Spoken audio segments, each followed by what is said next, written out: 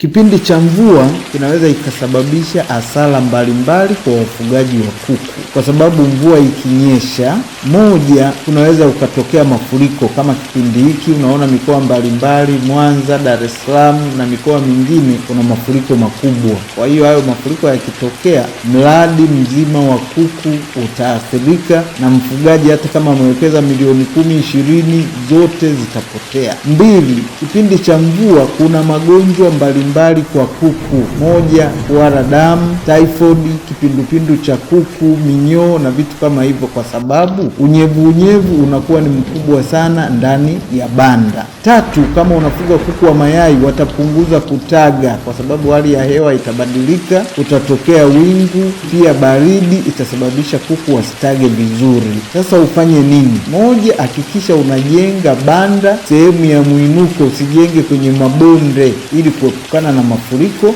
Mbili, jenga banda imara, uliweke vizuri, liwe na msingi mrefu ili hata mvua ikitokea usiweze kuathirika. Tatu, tumia miundombinu ya kisasa, hasa keji, hizi economy chicken keji za Mkulima Smart, kwa sababu zinakuwa ziko juu au uko chini, hauweki malanda. Kwa hiyo hata ikitokea unyevu chini hautaathirika sana na utaendelea kuwa imara na mtaji wako utakuwa salama. Kwa hiyo wafugaji wa kuku ni lazima tufikiri katika engo mbalimbali ili kuepukana na hasara na kupoteza mitaji yetu.